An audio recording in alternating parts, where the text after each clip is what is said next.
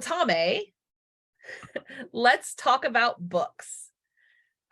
She encourages connections by talking about books, both those books that reflect the reader's lived experiences and those books that expose readers to new perspectives, which ties in perfectly with the iRead and CSLP summer reading programs this year, which are Find Your Voice and All Together Now.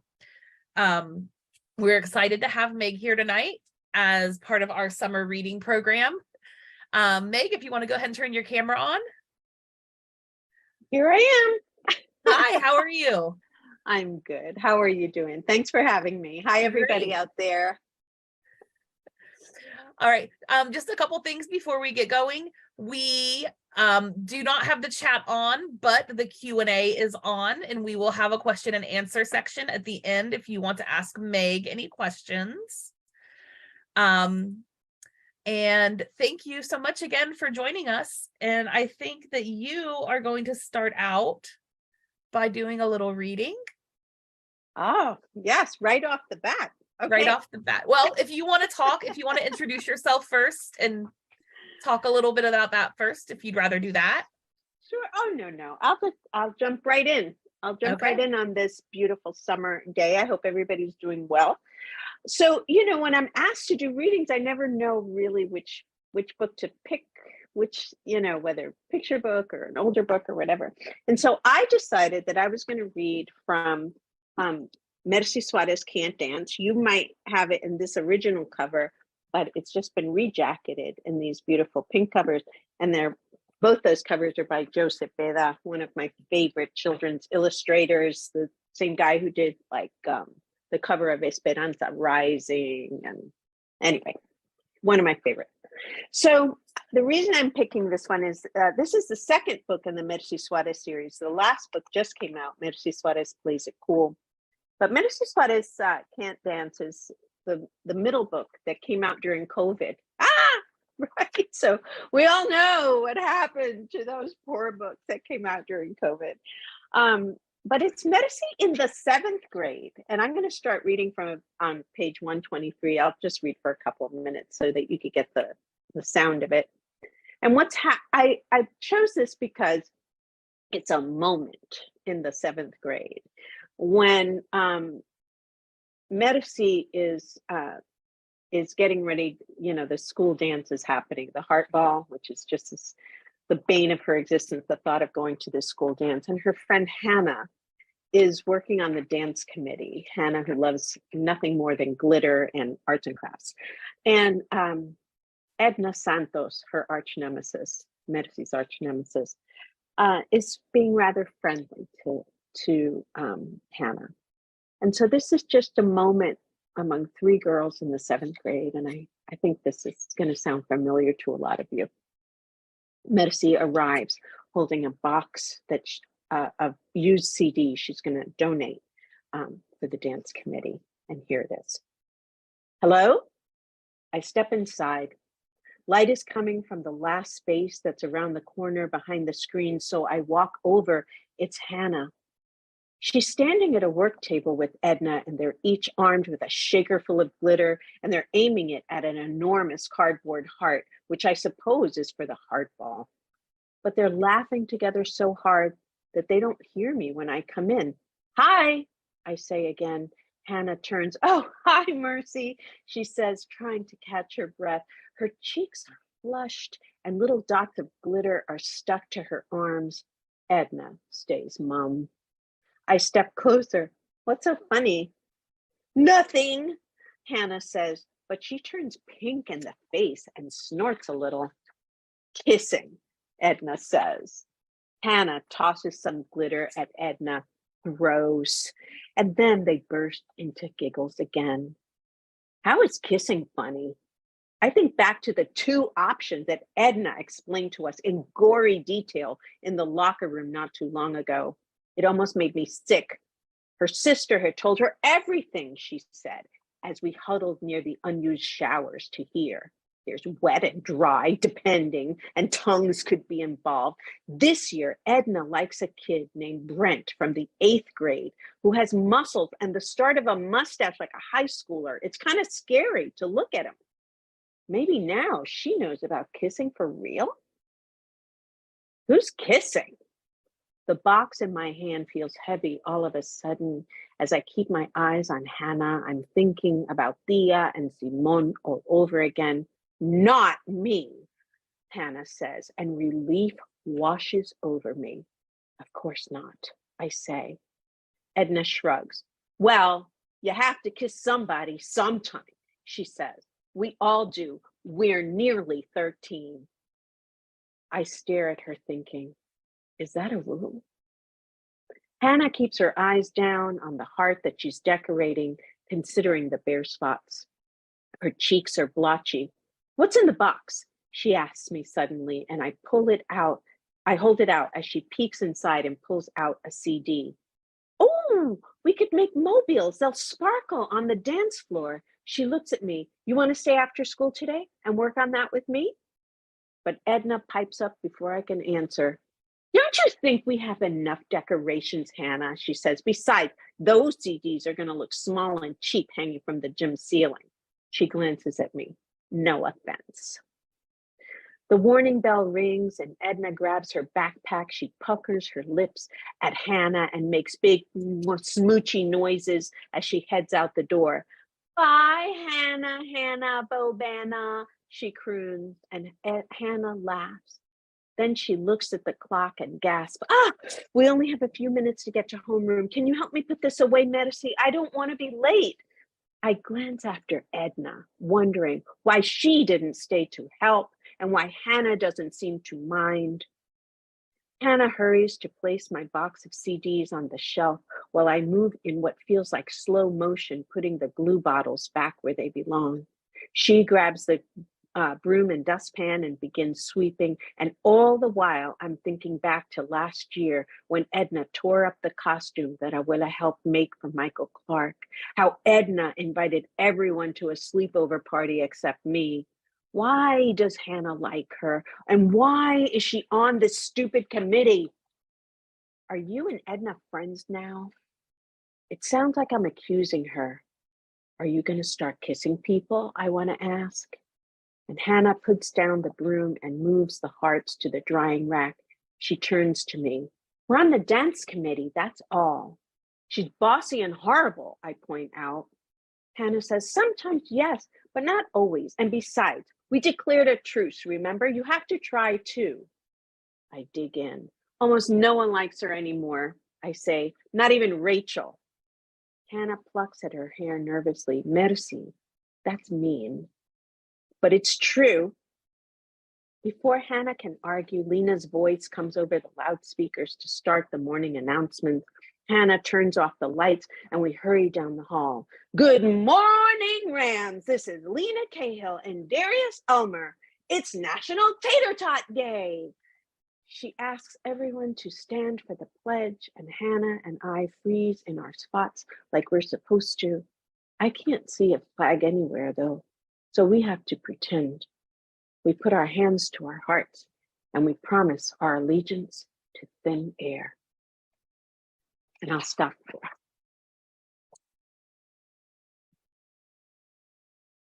The moment in seventh grade.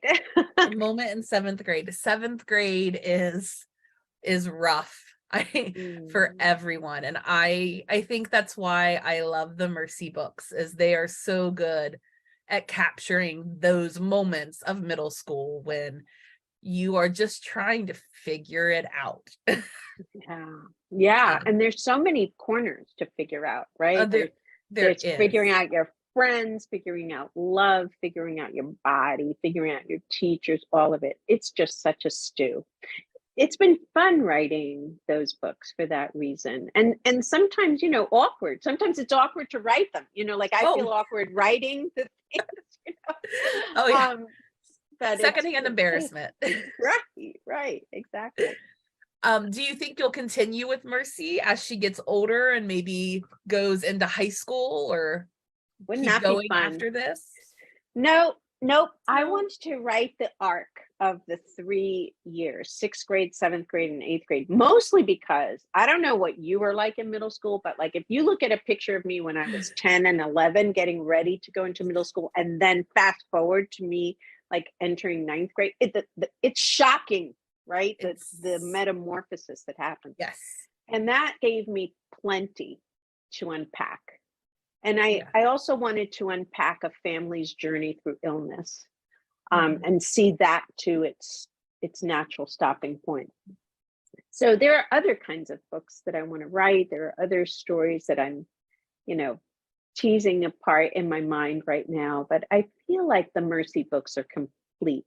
If there would be anything at all, it would be those little twin cousins of hers, Tomasa and Axel. Like, they are impossible. Like, they deserve a chapter book series. I think they just I think that sounds like a fantastic idea.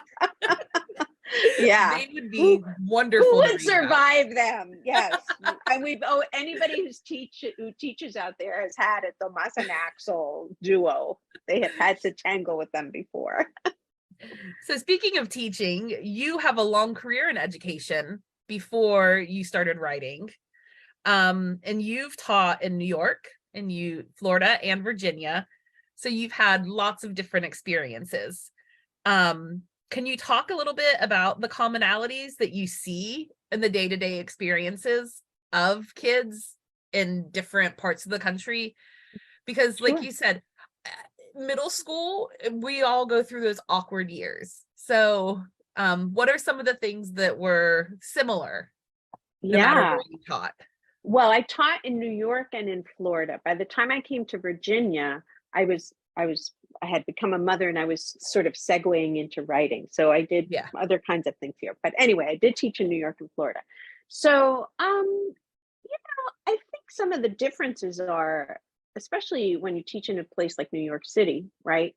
And I grew up in New York City. You grow up fast in New York. You see a lot. You're face to face with, the ups and downs of humanity, right? And so you don't have the luxury, honestly, of being an innocent for very long. And so I feel like when I work with kids in New York City, they they know a lot about people in the world and so on. When I went to Florida, what was interesting is just suddenly living in this outdoor place, a place where people ate their meals outside, and you know, people had pools, and there were alligators to worry about and things like that. So Yeah. I think place sort of determines the things that you know about. So for example, my kids were all born in Florida when we lived there, and when I was writing the Mercy series, I was very much thinking about like Lake Worth, Florida, and the West Palm Beach area, and the kinds of school trips that kids in Florida take, like to see the turtles, and it's very different than a trip that you would take like in New Mhm. York City with those things. But I think kids are kids in terms of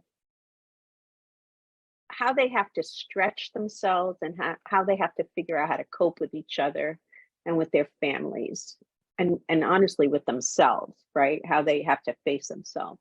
That piece was the same. And the other thing is that when I'm writing books, I'm not often writing, although my readers are going to be kids in different places. The kid that I'm accessing when I'm writing is me Yeah. many years ago, right? And that's, of course, the miracle of it, that there are some experiences of growing up and having your eyes open, and coming of age that are, in fact, timeless. The question is, can you write those things that are true in a way that feels relevant and fresh for the audience that's reading it now? That's really the trick of it. But Yeah. to get to the truth of it, you have to go. I think it's a very personal journey. Oh, I love that. Thank you. So in 2019, you won the Newbery for your first Mercy book. Yeah. And you gave an absolutely beautiful acceptance speech. Oh, thank you. I'm going to read just a couple lines of it.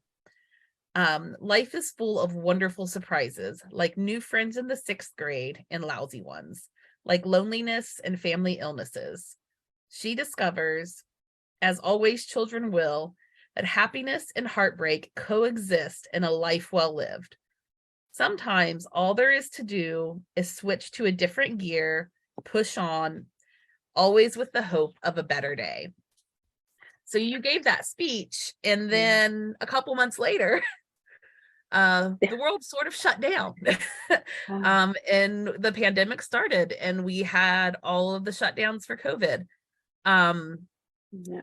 So thinking back on that speech now,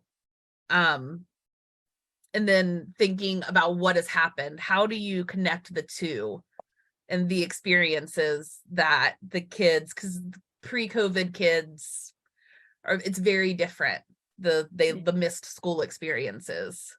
Oh my goodness, yes. Well, I couldn't possibly have even imagined. Nobody really could have what was about to happen to us. I mean, I remember I was scheduled to go to Shanghai, China, to do some book work in schools in Shanghai. And we shut down in March, and I remember the conversation on email with the teachers. Well, maybe in May you can come. Right. In May, I mean, it was just in retrospect, you know, how Yes. little we knew of what was going to happen. And so I think what the speech was about, and what my work is about, and maybe what we have to really dig into right now, is the issue of how can we be really resilient in the face of change, some of which we don't want and can't control. And that is so much, I mean, has always been the situation with growing up, right? So many things change on you, so many demands are made, so you have so little control when you're a kid, right? Or it feels that way to you. But now we were all in this same sort of boat. I don't know. I think when I visit schools now, I do see kids who have missed out on big chunks of things. You know, kids who graduated high school just this June may not have had an eighth grade graduation. They didn't have proms. They didn't, they attended school on this monitor and so on. And I think it did come at a cost to their reading lives, to their emotional lives, to their family, and in some way to their outlook. But I will say, since we're talking about speeches, is that when I became the national ambassador, I had to give a speech that day for my inauguration. And the first thing I said is that we need to help children walk back to joy. Oh, I love and that. I believe that. We need to help them find lightness and hope and fun activities. We need to help our teachers find that, our librarians find that. As a whole system that loves and supports children, we need to find our way back to joy. You know, in my life, I feel like reading and books can do some of that heavy lifting for us, but it's a many-pronged problem. But the heaviness of the last few years, the bitterness, the anxiety, and the prickliness that we have for each other, I'd like to walk us back from that chasm. Yeah. So touching on that prickliness, you have been very outspoken about the book bans. You were part of an anthology by Leonard Marcus on censorship and book banning, which was wonderful, a wonderful read, by the way. Thank you. And I know that one of your YA books was under some controversy, and it feels like we're finally getting to a place where books are starting to be more diverse after years of having none.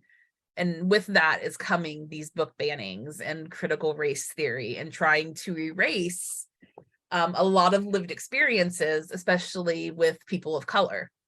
And I know you're very passionate about this. Would you like to speak a little on Well, sure. that?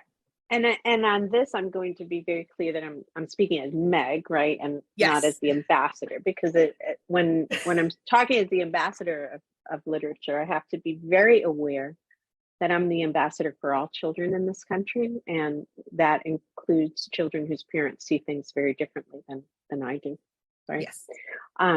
But as Meg Medina, I'm going to say this. I think by the largest, the group taking the biggest hit right now is our LGBTQ youth. Those experiences are being flagged and targeted with a ferocity.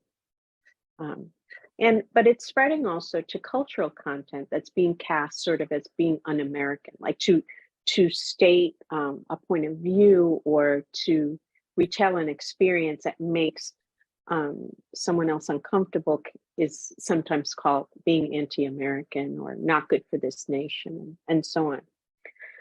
I think that's a risk. That's a really severe risk for sure to kids from our communities, right? Who need very much to see their lives accurately described and respectfully put on the page. It's also a huge loss to kids who are not from those communities to have a really reliable window in and a way to understand folks who maybe their neighbors or classmates, or maybe they're not. Maybe they're living in communities where they don't feel like they have many Latinos or whatever, but they're being denied a chance to sort of learn about the world vicariously. In general, what I think is this, and what I say to families is this: the most powerful position that you could be in with your kid is one that is involves communication, right? So my suggestion is that we read more books together. We read together, that we talk about them, what you agree with in the book, what you disagree with in the book, allowing for your opinions and your child's opinions, right? And allow for that to be what knits a sense of respect and wholeness. I just don't think that creating obstacles to reading or to deny people access to books is a powerful play. To me, it reads like a fearful play, and a damaging play. So that's how I stand. And I know for those of you who are watching, I'm probably preaching to the choir, but many of you will be at ALA, I'm guessing, soon. And I know that there are numerous wonderful panels, including one by We Need Diverse Books that I saw advertised that I think would probably be worth sitting in on, for just practical tips on how we can have these conversations, coexist in communities, and advocate for our kids. Yeah, I agree. I think that it's very important. And now putting your youth ambassador hat back on. Yeah. And I like that one of the things you said is having the parents talk with read the books together and talk about it, which that ties right back into your Cuéntame. Let's talk. Yes, I'm going to teach you how to say it. Listen. Yes, please teach me. What is it? Cuéntame. Cuéntame. Cuéntame. So okay. Like cuentos are stories, and me is me. Cuéntame, story me. Oh, I love it. Think about it that way. Yeah, cuéntame. Cuéntame. Cuéntame. I love it. I love it. And I could talk about books all day, especially kids' books. So I think that is the best tagline for an ambassadorship. I love it. Can you tell us how you came up with that and what you hope to do with that? Yes. So Cuéntame, my daughter Sandra is, like a lot of Latino families, right? Like the longer we're here, like language becomes this thing. So the Spanish that Sandra knows is the Spanish that somebody born here learns. And so it's a little like when they do translations, it's a little clunky. So when I got selected as ambassador, they ask you to design a platform and to name it. And so the platform is like, what do you want yourself to stand for? Like when people think of your ambassadorship, what do you want them to know? And so I'm the first Latina ambassador. So that had to get sewn into the identity of it. But I'm everybody's ambassador. So that had to be sewn into it. And it had to be an invitation. So Spanish speaking people, when we don't see each other for a while, like if I didn't see you for a while, Ruby, I'd say, oh yeah, Ruby, cuéntame, how are you? Right? So it's a welcoming, warm, it's like an embrace, like, so tell me what's happening with you. So Cuéntame, let's talk books includes that invitation and that signal, that it includes Latino books, it includes language books in other languages, and it also is let's talk books in English, because I am, an American citizen and the National Youth Ambassador. So story me, bathe me in story, because I think that's how kids are. So it has three big components. The first one is book talking, which has nothing to do with book reports, vocabulary lists, tests on the story, diaries, none of that. It's a 1.5 minute book talk. Like, tell me why you love this book and why you think I should read it. And the reason I love to help kids know how to do that with enthusiasm and with joy is that when you talk about a book that you really love, you're not really just talking about that book. You're actually talking about yourself. Yes. You're talking about what it is inside of you that makes you tick and what excites you. So they book talk to me the books they think I should be reading, and I book talk to them at different stops along the way, new titles, like new authors that I am excited about, that I think they should know. The second thing is connecting families with public libraries. And connecting school libraries and public libraries, like creating relationship there. The library as like a vital place where a family can go and create the habit of literacy and the habit of using this free space, like for all kinds of purposes, whether you have a language cafe where you can practice learning a new language with somebody. In Minneapolis, you could go and sew something, they have sewing machines in their makerspace. You can print something, you can learn, there's, what libraries are, they're fantastic places. Yes, so just wonderful. reconnecting families with that, as opposed to this very old notion of the shushing place. And then the last part of Cuéntame is still being developed. It'll probably be part of my second year as ambassador, which is I want to develop an archive at the Library of Congress, housed within the Library of Congress's collection of children's book authors who were creating work during my tenure. And I'm going to ask them to read me just as I did 1.5 minutes of their work. I want them to tell me one thing they think is true about reading and one thing they think is true about growing up. I think that elevating children's literature and children's writers into the archives of the Library of Congress is important, and it sends a huge message. And I feel like in a minute, like that a kid can press and listen, and it's free, they can get a sense for that author and hear what they sound like and have a little window into that author's heart that could take them down another path with that author. So that's Cuéntame in three quick steps. And I have some books here that I can book talk for you. Would you like to hear? I would love to hear them. Yes. Okay, good. All right. So picture, if you will, that I have been selected. I'm at a school and I'm visiting, and I go and I have this chance. Now I write these down because I don't want to forget. Okay, the books that I am going to book talk to you today. The first one is a debut. Oh, this one, Confessions of a Candy Snatcher.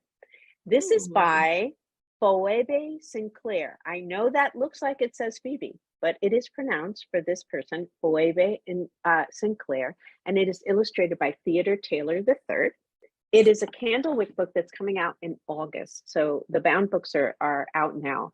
It falls into that sweet spot of 10 to 14-year-olds. You know, like that upper elementary school and then that younger middle school. It's a tricky age, but this is where this book sits. And it's 315 pages and it's sort of illustrated.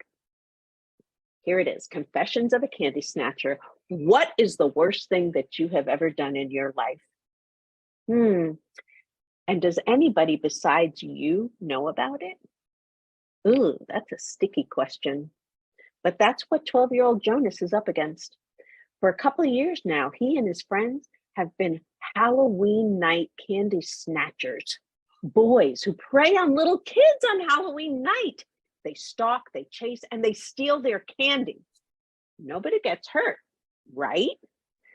It's kind of fun and exciting, right? And his friends, even hothead Mikey, who rules the roost, says it's no big deal. Except when a note gets dropped in Jonas's locker that says, I know what you did.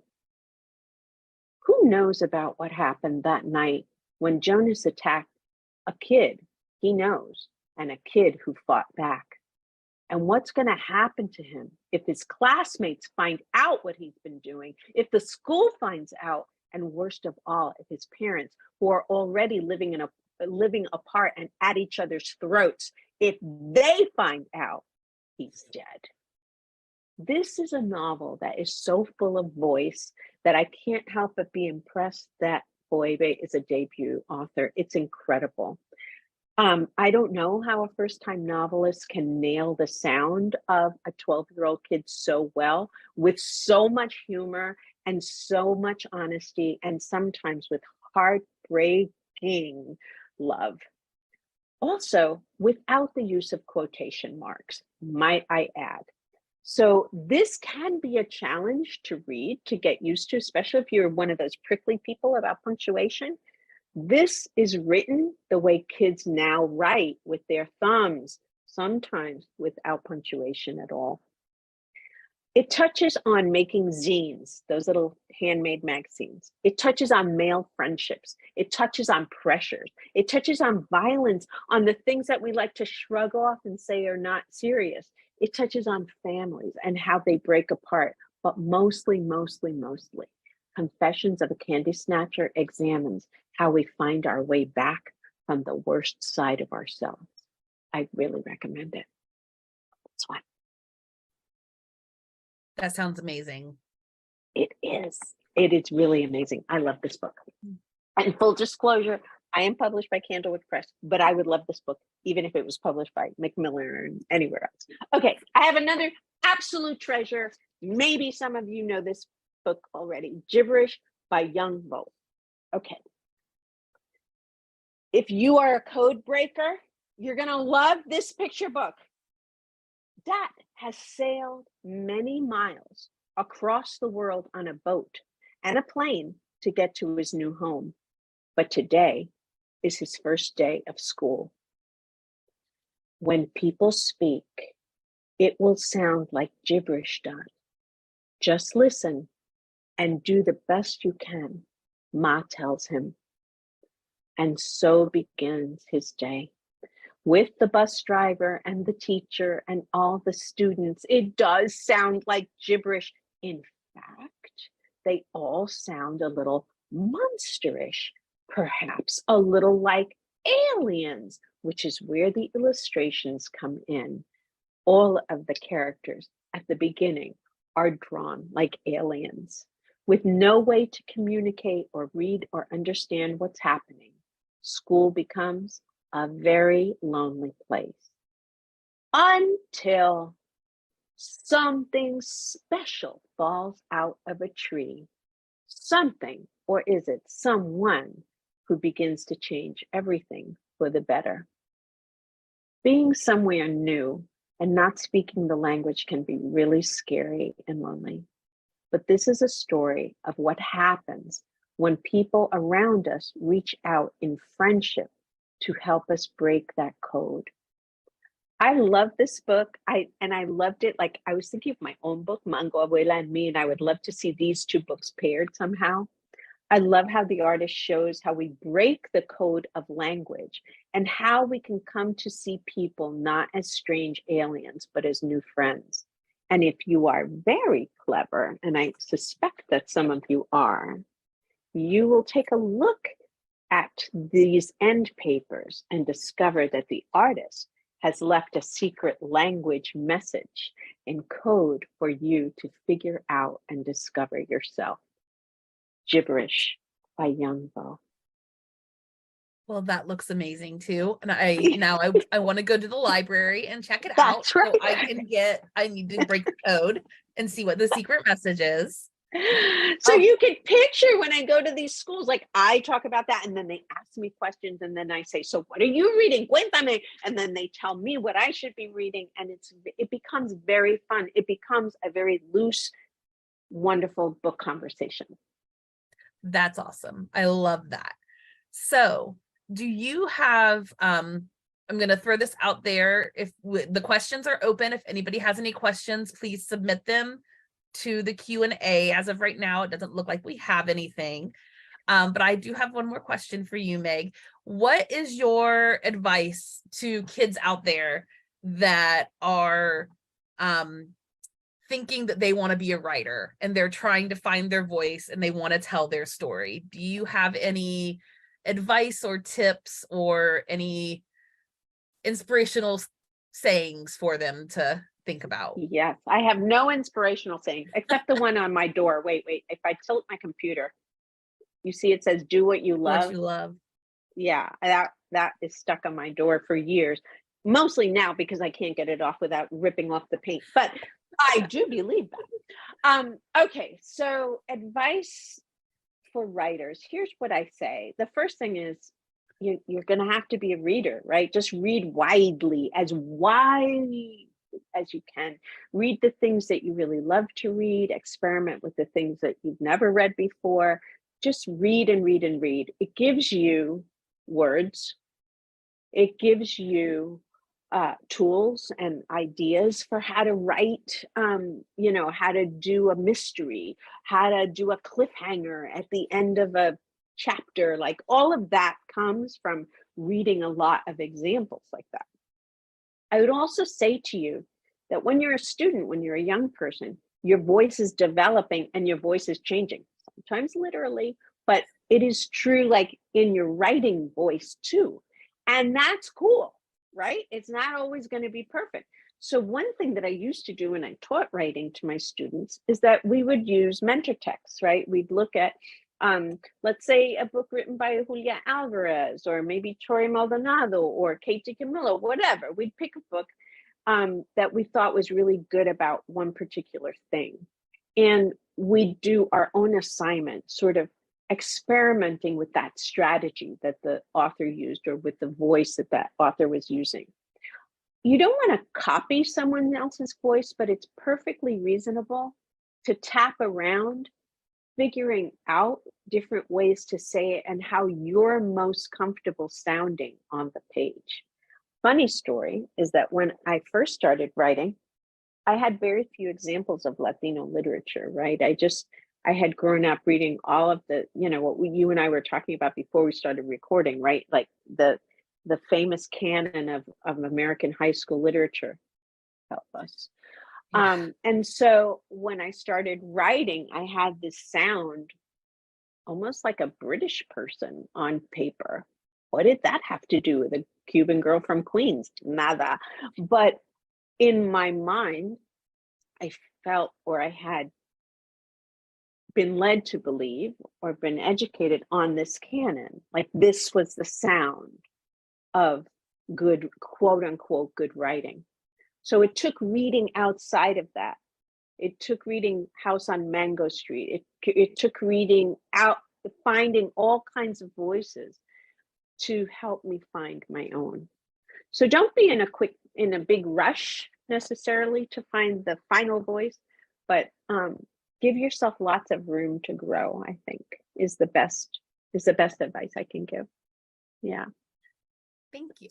And we'll give a few more minutes for questions to come in. So while we're waiting, You just mentioned House on Mango Street. What are some other books that you loved growing up?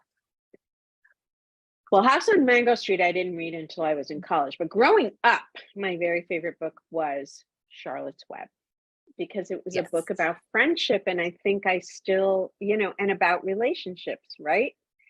Sacrifices, relationships, hard choices. And so it's kind of interesting, right? Like fast forward all these years in my own work, I'm examining some of the same things. I don't do it with Templeton the Rat and Wilbur and Charlotte. I do it with other characters, but those same enduring questions about friendship and what do we do for friendship and how do we show love and how do we sacrifice for one another and when should we sacrifice for one another, those kinds of things. But that was the first book that made me cry, and I remember it so well. That was my favorite. But I did all the sort of typical things that young people were reading then. I read all the Nancy Drews. I read Judy Blume, of course, who's having her big moment again recently. Yes. I hope you've been enjoying that this summer as much as I have. In fact, tomorrow night, I have a grown daughter who is 32 years old. She and I are going to go see Are You There, God? It's Me, Margaret, the film. So I have been putting that off, but I'm very excited to go tomorrow. So yeah, I mean, I read a lot. I didn't have a lot of things that were culturally specific to me, so I cannot say that it stopped me from reading. But boy, when I did find books that sounded like my tías and tíos and had people that looked a little bit more like my family and so on, it was such an opening that happened inside of me. It was like a permission that got granted. So yeah. All right, it looks like we do have a question. Do you have a ritual for getting started in writing? Do you need a certain food or music or a special writing location? Yeah. Oh, I like that. I wouldn't say it's a ritual, but it's, I guess, this is what my day looks like. I get up. I always, I'm an early riser, so I'm usually up by, I don't know, 7:30 or so, 7:30. I have my coffee. I read the paper, old school, on paper, not on screen. There's something about just sitting there and taking it all in. And I can take news better written than I can on television. Let me just say that too. So anyway, I read the paper. And then I stretch out because I know that I'm going to be sitting for a long time and that could hurt me. So I stretch myself out and then I come here. This is my family room. Well, no, this is my office. It used to be the family room. And then slowly I stole this room from under my family's nose. I started with box by box, but right now it's just, you'll see, I have that's my messy desk. I have a sofa in here and I have, that door is to the bathroom. That's my supply closet. So I have a nice comfy sofa where I can sit and read pages. Like when I write, I sometimes will print them in 25-page chunks to just see if I like it, what I've written I've liked. Yeah, and that's what I do. Food, unfortunately, it's coffee that I have, which is just I can jack myself up too much on that. I think that's a requirement for any writer. Yeah, I think so too. What am I reading this summer? I see that question. So I was reading Hello Beautiful by Ann Napolitano. And you know what happened? I took it with me to the Gaithersburg Book Festival and I left it in the bed. Like I was reading in bed and I got up and that book is still there. So then I came home to the library. I just didn't want to spend another $25 on a book. So I put myself on the list to when it comes available, and I'm currently like 91st on the list. So I don't know if I'll ever finish it, but I was 2/3 of the way through and I was enjoying it very much. I am reading, my beach read right now is a book that I just started called The Seven Husbands of Evelyn Hugo, I think. Yes. So good. Is it good? Am I going to enjoy it? Oh, okay. Yes. All right. So I just that is started a perfect summer read. And I am reading a lot of kids books. So I am reading a lot of middle grade and picture book, just reading, and as soon as I finish, I write the book talk. Like All the Saints in the Household is a YA that I just read, by Ari Tyson, also a debut novelist. So yeah, I'm always reading something, always. Yeah. All right. Oh, I like this question. Do you have your Newbery medal in your office? I have my Newbery medal along with my ambassador medal in the room next door. It's I have like a glass cabinet where fancy breakable things are in there, and I have my awards are on the bottom in there. I keep them sort of safe. But I also have downstairs in my house. This is sort of the first floor of the house, and then you can go downstairs. My husband works from home, and he has an office down there, and so he had one big bare wall, and he created a big brag wall for me, right? And that has all the things. It has like newspaper articles that are framed, and citations from the Senate that I could, all the things that happened when I got the Newbery. And so every once in a while, when I'm doing the laundry or something very glamorous like that, I'll put my laundry basket on my hip and just regard the other part of my life. Like I have these two things that exist within me. I love it. I love that your husband made a brag wall for you. He's a good egg. Wonderful. All right. I don't think we have any more questions. We've only got a few minutes left. Do you want to leave us with any final thoughts or Sure. Well, I would just say, I'm a huge fan of summer reading. I don't think there is a time of the year that I love reading more than in the summer. I read every single day in bed and all of that, but there's something about summer, about hammocks, about porches, about the pool and the beach and all the things that we could do that is just magical to me. So all of you I know there are a lot of librarians out there who have designed incredible summer reading programs for their communities. And, thank you for doing that. And if I could be of any service to you in that way, you know where to find me. Come on my website, send me an email, but good luck with it, because I have such fond memories of summer reading just in my own life, and still still think of summer as like my prime reading time. So thank you for that. Well, thank you for being here with us today. It was wonderful to talk to you and learning about your ambassadorship and all of the things you love in the book talks. So it was great having you. Thank you. And I'll see some of you guys in Chicago, I think, for ALA. Those of you who are traveling that way, please make sure you come and see me. I'll be signing with Candlewick. So check out the schedule, and it'll be lovely to see you. And do you have any books coming out soon? Well, I have, yes, I do. What am I thinking? So here, I'm going to show you. This is the graphic novel adaptation of Yaqui Delgado. So Yaqui Delgado, this is the anniversary issue, which just came out. I love it because it has this really like bright yellow interior. But it's 10 years old, this book, and still really relevant. And it has been adapted into a graphic novel by Mel Valentine Vargas, who you can meet at ALA also. They did a beautiful job in the adaptation, and I'm eager to hear what you guys think. Yes, I must say I love this trend of turning middle grade and YA novels into graphic novels for their anniversaries.